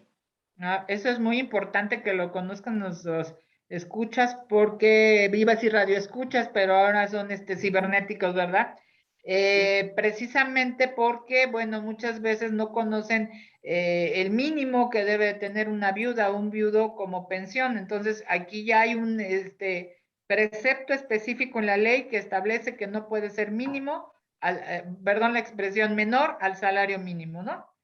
Y entonces, Alejandro, ¿consideras que una persona podría reclamar en su momento si el pago de la pensión que estuviera relacionado en cuanto a que se están violentando sus derechos humanos porque no se le está respetando mínimos en cuanto a los porcentajes que tendrá derecho ya sea la viuda, los huérfanos o los ascendientes? ¿O cómo es esto que nos explicabas en un principio de que hay como una contradicción en cuanto a que fallecen el derechohabiente, quedan los hijos que dependían de él desamparados y ahora los abuelos se hacen cargo, pero a ellos nada más se les dice la ley que es un 20% y que hay una contradicción? Eso es lo que me gustaría que comentaras, porque no le dan lo que hubiera tenido derecho el padre o la madre de esos huérfanos, ¿no? Eso es lo que yo entendí, lo que nos quisiste explicar, pero ¿nos podrías ahondar un poquito más en cuanto en el contexto de los derechos humanos, cómo podrían ellos en su momento dado decir, bueno, es que me están violentando, ¿verdad? Mi derecho a una pensión digna. ¿Sí? Bien, aquí es un punto interesante, doctora. Ya existen precedentes en el interior de la República que han determinado los tribunales colegiados de manera específica en este supuesto. La pensión por viudez es el 90% de la que le corresponde en este caso al trabajador y la pensión por ascendencia es el 20%. Nos dicen, bien, ambas se desprenden de la muerte del asegurado, ambas. Una es una relación, en este caso, que surge por el contrato de matrimonio, y la otra es una relación filial. Es una relación filial. Dice, no existe, por así decir, una justificación porque ambas se desprenden de la muerte. Ambas son incompatibles. No puede subsistir la viudez, o en este caso, si hay ascendentes, no hay viudez y viceversa. Si hay viudez, no puede haber ascendentes. Entonces, si ambas se desprenden de una causa que es la muerte, la diferencia entre el pago de las mismas, eso es una discriminación no justificada que ya se ha determinado incluso por los tribunales colegiados para efecto de manejar la inconstitucionalidad del artículo 159 de la Ley del Seguro Social, Ley 73, para efecto de que esa porción normativa que determina ese 20% sea decretada inconstitucional. Bien, en el contexto de los derechos humanos cobra mucha relevancia porque son adultos mayores en la mayoría de los casos y a su vez también ya entra la Ley de Desarrollo Social en su artículo 6. Son cuestiones interesantes. Y otra de las cosas, pudiesen muchas veces estos beneficiarios del trabajador fallecido como adultos mayores y que dependían económicamente del trabajador, ser grupos vulnerables y estamos ante una excepción del principio de definitividad. Esa es otra cosa también muy interesante. Bien, Claro. eso es una discriminación no justificada en la ley y que en este contexto de los derechos humanos ya está saliendo a relucir. Otro supuesto que también se está dando mucho con esto de la pandemia es que muchas veces los padres o en este caso, tanto la mamá como el papá, fallecen, quedan a cargo de los abuelos, los hijos, pero existe incompatibilidad en las pensiones. Vía argumentativa, pues tendríamos que construir esos postulados para determinar precisamente que pueden proceder ambas, pueden subsistir ambas pensiones. ¿Por qué?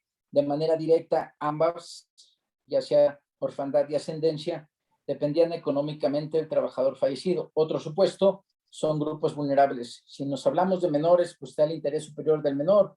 Si hablamos del adulto mayor, también. Entonces, estamos ante una coalición de derechos que postulando vía argumentativa pudiésemos darle un cauce mucho más profundo porque forzosamente tienen que convivir dichas pensiones, por así decir, y más si los abuelos se hacen cargo de los nietos, por así decir. Sí, y Alejandro, entonces, si un beneficiario va ante las oficinas del Seguro Social a pedir su pensión y esta se la niega, ¿cuál sería entonces, ante todos los argumentos que nos acabas de dar, la vía legal que tendría que ejercer para poder hacer respetar esos derechos? Bien, en la práctica yo les voy a decir que vienen varios supuestos, derivado también de este nuevo paradigma que se está viviendo en términos de la reforma laboral. Si estamos en estados donde todavía no entra la reforma escalonada, yo les diría es más factible acudir ante la Junta Federal de Conciliación y Arbitraje, así no valer ese derecho.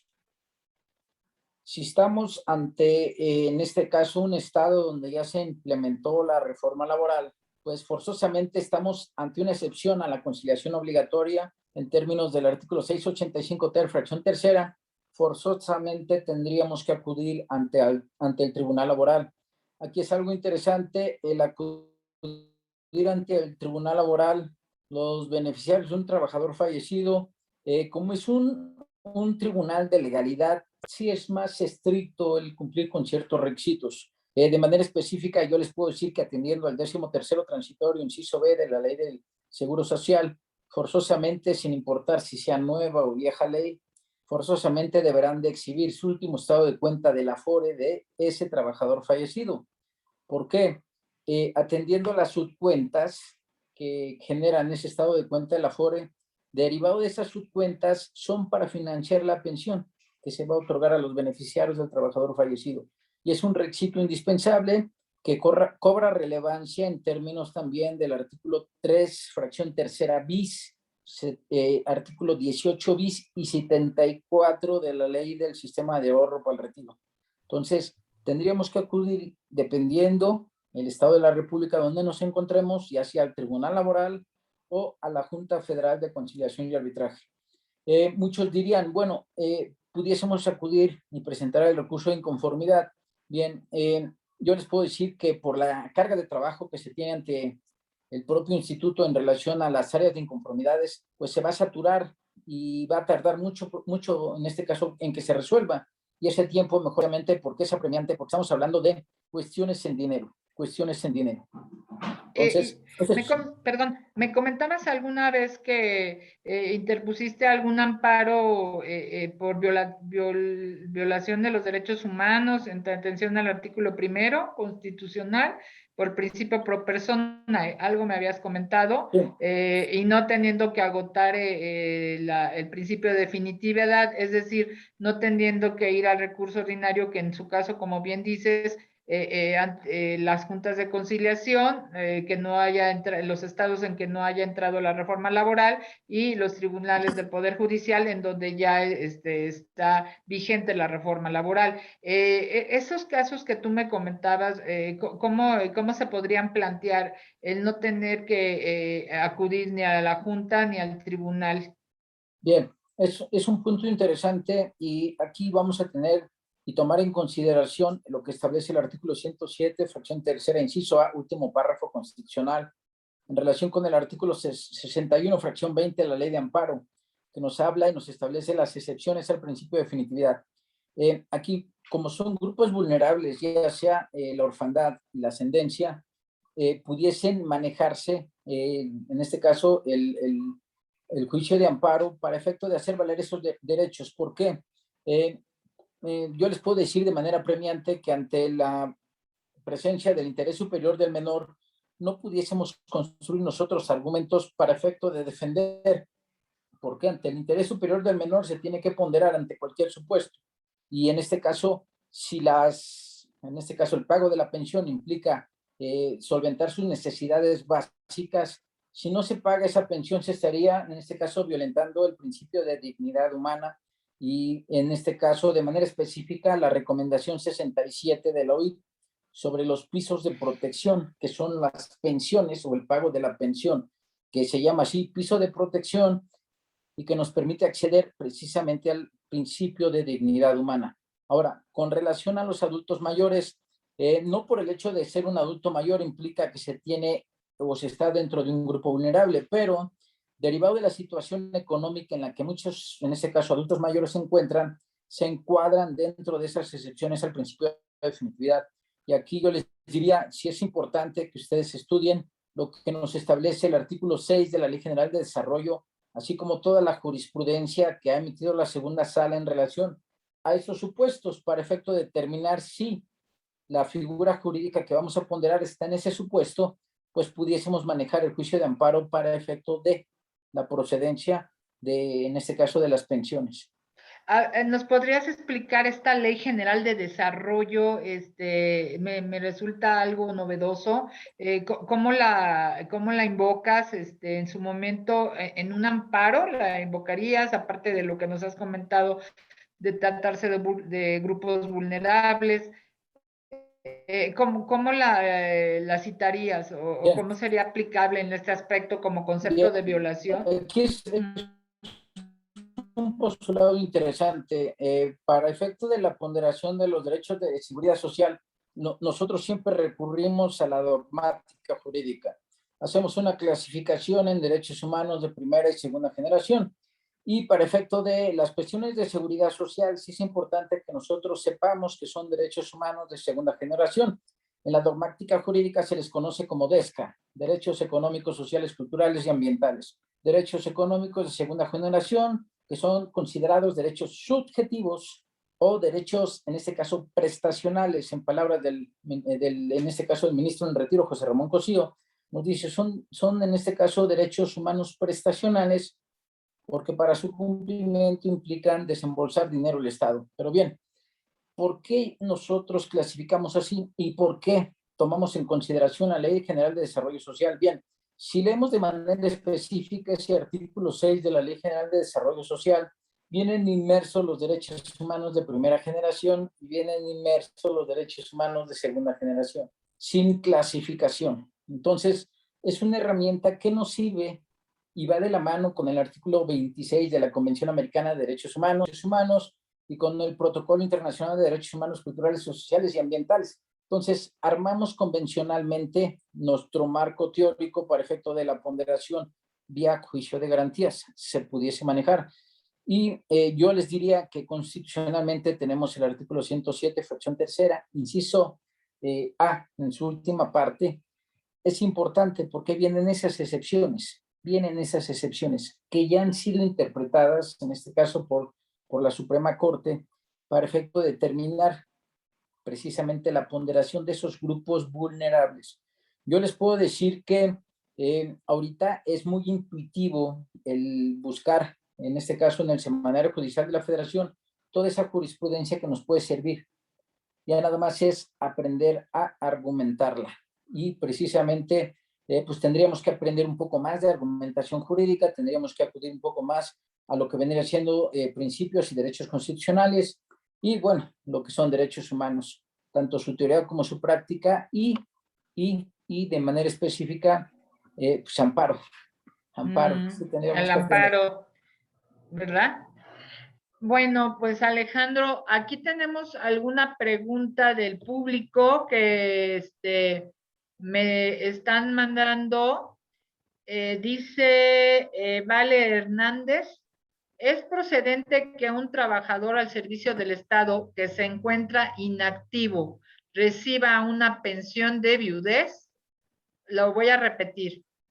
Bueno, es que nosotros estamos hablando de ley de seguro social y al hablar de trabajador al servicio del Estado, pues es aplicable otra ley, que es la ley del ISSSTE, no la ley del seguro social. Pero bueno, no sé si le quieras responder, Ale, aunque no está precisamente dentro del tema, ¿verdad? Porque estamos hablando de los derechos de los beneficiarios, pero pues en el contexto de la seguridad social dentro de la ley del IMSS, y aquí esta pregunta se relaciona con un trabajador al servicio del Estado, dice que se encuentra inactivo, recibe una pensión de viudez. Alejandro, pues si quieres comentarlo, como como beneficiario tiene derechos sin importar si, y en este caso, fue o es trabajador al servicio del Estado. Aquí viene un supuesto interesante, doctora Katy. Sí. Aquí hay que tener presente el reglamento del 10º transitorio de la ley del ISSSTE. Ese reglamento del 10º transitorio, su artículo 12 de manera específica, prohíbe la incompatibilidad de las pensiones. ¿Qué quiere decir? Yo soy trabajador al servicio del Estado, percibo mi pensión por años de servicio, posteriormente soy beneficiario por la muerte de mi pareja, en este caso, con una pensión por viudez. Ese artículo 12 nos dice que existe incompatibilidad, nada más tengo derecho a uno. Eso es algo interesante. Bien, ya existen criterios de la Corte en reiteración que nos establece que esa porción normativa del reglamento del 10º transitorio es inconstitucional. Por desgracia, las subdelegaciones del ISSSTE las siguen aplicando. Y una vez que nos notifican esa resolución, pues es impugnable en el juicio de amparo. ¿Por qué? Pues ya existe jurisprudencia que establece que es inconstitucional. Pues pudiésemos decir nosotros que en la práctica es una excepción al principio de definitividad para acudir a la demanda, en este caso de amparo indirecto. Sí procede. Sí procede. Pero bueno, de aquí a que van y reclaman, ¿verdad? Y se lleva a cabo todo el juicio, pues ya se está ocasionando un perjuicio a la persona, dado que no tiene el acceso, ¿verdad?, a la pensión en su momento. Y bueno, pues esa era una pregunta del público. Y Alejandro, pues ya no nos queda mucho tiempo, unos 15 minutitos todavía. ¿Qué considerarías que serían los puntos relevantes precisamente sobre estas pensiones de los beneficiarios del trabajador fallecido, tomando en cuenta en que precisamente estamos aplicando la ley del Seguro Social y que está el supuesto de que sea considerado en estos tiempos de pandemia, porque ya dijimos que no es conveniente que se clasifique como riesgo, dado que entonces baja el porcentaje para los beneficiarios. ¿Cuál sería tu punto de vista en cuanto a los puntos más relevantes para efecto de que nuestros escuchas y la comunidad universitaria, el público en general, sepa, ¿verdad? En su momento, ¿qué es lo más importante que tendría que hacer en cuanto que su familiar fallezca? El poder ir a presentar ante el Seguro Social, qué documentos qué derechos, ¿verdad? Tiene en su momento dado que reclamar así como punto relevante. Bien, punto relevante, sin importar, como les decía, si sea nueva o vieja ley del Seguro Social, si a la muerte del trabajador se encontraba vigente el régimen obligatorio para el trámite de la pensión, forzosamente van a tener que exhibir el último estado de cuenta de la FORE. Ese último estado de cuenta de la FORE, atendiendo la jurisprudencia, no debe de tener una antigüedad mayor a 4 meses entre su expedición y la solicitud del trámite que vayan a hacer, o entre su expedición y la presentación de la demanda. Si es algo que deben de tener presente. El último estado de cuenta de la FORE. Uno, segundo requisito, bueno, si son, en este caso, la beneficiaria viuda, pues el acta de matrimonio, en este caso, y en este caso el acta de defunción, la acta de defunción. Y si hay menores hijos, pues las actas de nacimiento de los hijos para efecto de la procedencia tanto de la pensión por viudez como la pensión por orfandad. En este caso, a la viuda también le van a pedir su comprobante de domicilio, le van a pedir su identificación oficial tanto del extinto como de ella para efecto de la procedencia del trámite de la pensión. Ahora, por lo que respecta a la pensión por ascendencia, de igual manera es el último estado de cuenta en la FORE, la acta de defunción y la acta, en este caso, de nacimiento del extinto, donde se acredita, en este caso, el parentesco filial con los padres para efecto de la procedencia de la pensión. Y yo le diría, doctora Katy, que si en la actualidad un despacho o en este caso algunos compañeros abogados pretenden demandar el reconocimiento del riesgo de trabajo por COVID, yo les diría que lo que buscan es, en este caso, hacer presión a la empresa, ya sea para el pago de prestaciones, pero en relación al beneficio que pudiesen tener por el pago de una prestación económica por parte del Seguro Social, no tienen ningún beneficio. Y aquí hay un punto interesante, hay que tener presente que el patrón, al tener inscrito al trabajador al régimen obligatorio, queda relevado sobre cualquier responsabilidad tratándose de riesgos de trabajo. Entonces, aunque a mí me demanden como patrón el reconocer un riesgo de trabajo, yo por el hecho de tener inscrito al trabajador al régimen obligatorio, quedo relevado sobre cualquier responsabilidad. Ya no me puedes aplicar de manera supletoria la Ley Federal del Trabajo y de manera específica el artículo 493 para la procedencia de alguna indemnización, porque quedo relevado sobre cualquier responsabilidad. Sobre la figura de la subrogación. Así es, así es. Claro. Ahorita lo que buscan es eso, ¿no? Demandar la indemnización por muerte en términos del 493, buscar cuestiones económicas que en nada benefician al trabajador, o en este caso a sus beneficiarios. Aquí lo que buscan muchas veces es, yo considero la parte patronal, en estar en un supuesto así o aprovecharse de manera dolosa en contra del patrón, pero en esencia no hay ningún beneficio. Ahora, si el trabajador al momento de la muerte estaba en todos los supuestos que se desprenden de la ley, pues no es necesario ni demandar, sino vía administrativa solicitar ante la subdelegación correspondiente su trámite de pensión. No habría necesidad de demandar. Ahora, una vez que sea otorgada la pensión, pues vía administrativa ya pueden solicitar la devolución de los recursos. En este caso vendría siendo la subcuenta de retiro. y lo que vendría siendo la subcuenta de vivienda SAR 92-97 o vivienda 97, si es que no hicieron uso de, en este caso, el crédito hipotecario. Antes de que se me pase, tiene un crédito de vivienda, ese crédito de vivienda también se extingue y es también en beneficio de sus, en este caso, beneficiarios, ya sea esposa o hijos. Se extingue, en este caso, el crédito hipotecario. A favor de los, Pasado, pues estamos. así es, a favor de los beneficiarios.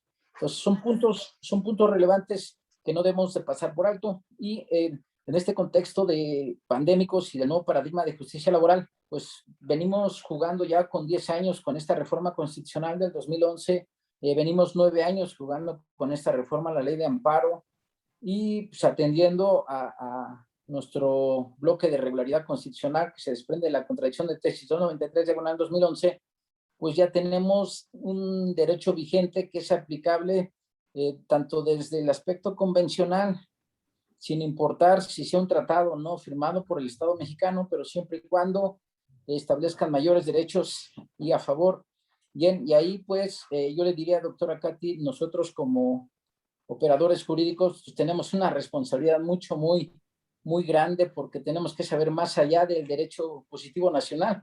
Ya tenemos que acudir al sistema positivo convencional para la ponderación de derechos humanos y para nuestro auditorio y en este caso los compañeros universitarios, como brevario cultural les puedo decir que hay un precedente muy interesante, que es la contradicción, más bien, del amparo indirecto 293/2020, del amparo indirecto 293/2020, que se resolvió en Mexicali, Baja California Sur. En el incidente de suspensión de ese amparo, se ponderaron derechos humanos que no se habían enunciado de manera muy específica en el sistema jurídico nacional y que se desprenden de la Carta Universal, o más bien de la Carta Sudafricana de Derechos del Hombre. Del sistema sudafricano se trajo un derecho humano para ponderarlo aquí en tiempos pandémicos. Yo les diría, si tienen oportunidad, échense un clavado a buscarla. Las suspensiones del amparo es el 293/2020. El incidente de suspensión les puede servir mucho. ¿Por qué? Con independencia de que se está ponderando, ahí les va el nombre, derecho humano al desarrollo económico, tanto del patrón como del trabajador, se está aplicando control de convencionalidad. Se está aplicando el artículo 26 de la Convención de Viena y de manera indirecta se están ponderando todos los derechos humanos, en este caso de fuente, atendiendo a lo que vendría siendo segunda generación, derecho laboral, derecho a la seguridad social, derecho al trabajo. Entonces, vienen cuestiones muy interesantes que como ejercicio académico les pudiesen servir, porque es un ejemplo de cómo se está aplicando en la actualidad por parte de los tribunales federales el control de convencionalidad. Pues muy bien, muy interesante, Alejandro. Muchas gracias por el dato, porque es muy actual del 2020 y sobre todo como un derecho sudafricano, ¿no? Y en estos tiempos, pues más a nuestro favor, ¿verdad? Que estamos viviendo una situación atípica. Y bueno, pues nos quedan ya nada más 5 minutitos. Voy a hacer una última pregunta. Hay como 2 o 3 más, pero bueno, Lupita Martínez pregunta que si es procedente el otorgamiento de pensión de vejez a un trabajador que tiene una negativa de pensión, pero siguió cotizando. Lo voy a repetir. Si es procedente un trabajador que tiene una negativa de pensión, pero siguió cotizando. Bien. Quiero entender que esa negativa de pensión fue porque no cumplió con los requisitos que se desprenden de la ley. Para la pensión por vejez se requieren 65 años, estar dentro del periodo de conservación de derechos, si es ley 73, cuando menos tener 500 semanas. Si estamos en ese supuesto y cumple con los requisitos, sin ningún problema se le puede otorgar la pensión por vejez. Y ojo aquí, si el asegurado ya tiene una pensión por cesantía, es incompatible con una vejez o una, en este caso, invalidez. Porque muchas veces tienen una cesantía o tienen una invalidez y pretenden una vejez.